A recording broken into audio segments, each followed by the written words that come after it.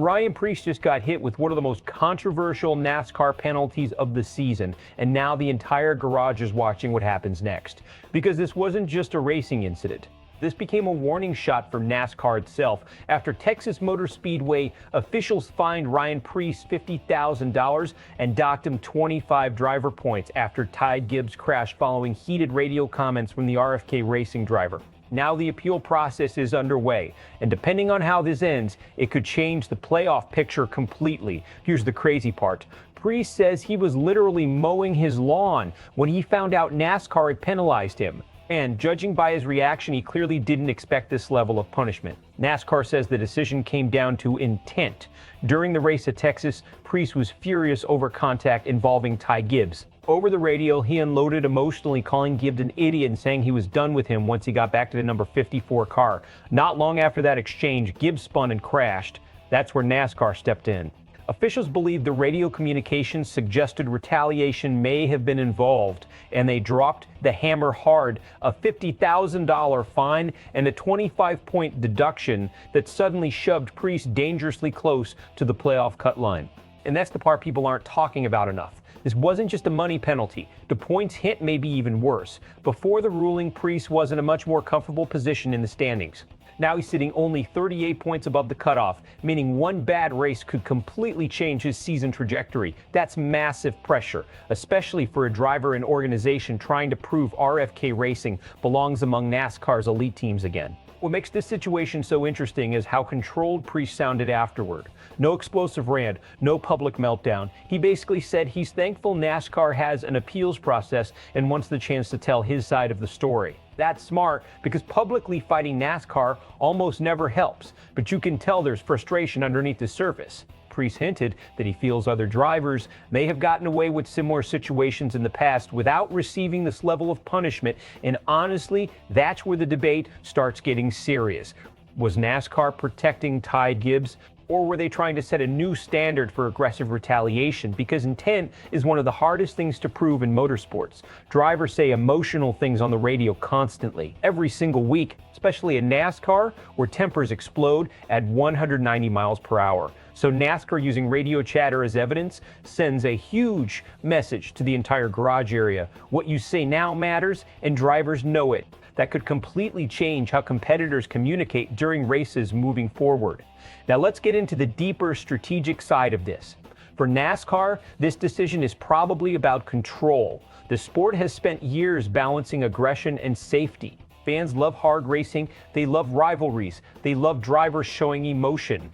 But NASCAR also knows intentional wrecks can become dangerous fast, especially with today's cars and the speeds involved. If officials believe Preece intentionally retaliated after making those comments, they almost had to respond aggressively or risk looking inconsistent later. Because imagine if they ignored this and then something worse happened a month from now. Suddenly NASCAR would be blamed for not acting earlier. So from the league's perspective, this penalty may have been less about Ryan Preece specifically and more about setting precedent before the playoffs intensify. But here's the risk.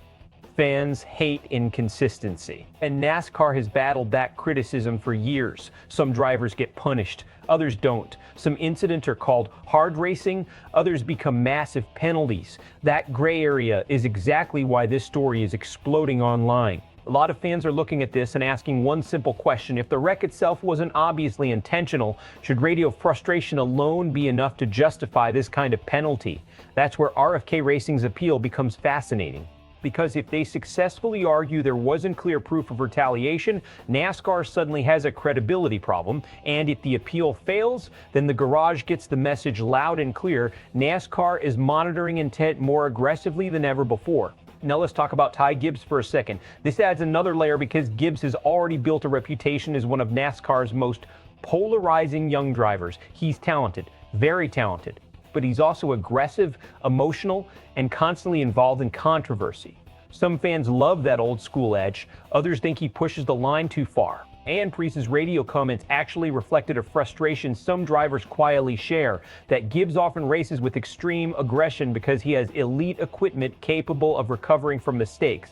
That doesn't excuse retaliation if NASCAR believes it happened, but it does explain why tensions escalated so quickly. Inside the garage, drivers absolutely notice when younger stars get more attention or seem protected differently than veterans.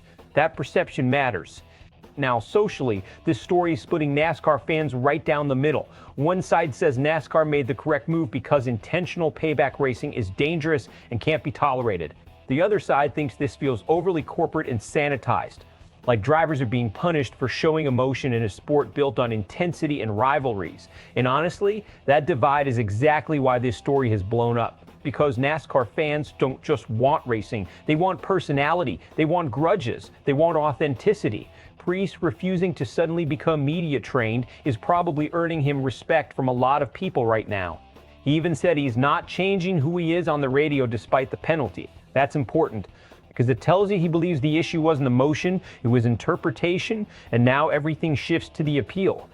Best case scenario, RFK Racing wins the appeal, the points are restored, and Preece suddenly becomes one of the emotional rally stories of the season. That could actually strengthen the team internally and give them momentum heading toward the playoff push. Worst case scenario, the penalty stays. Preece remains dangerously close to elimination territory, frustration builds inside the team, and every future incident involving him gets watched under a microscope. And honestly, that pressure can change how a driver races, sometimes for the worse. The biggest question now is whether NASCAR truly had enough evidence to make this call, or whether they reacted to the radio comments more than the actual incident itself. Because if words alone are becoming evidence, drivers across the sport are probably rethinking every single thing they say over the headset right now. So what do you think?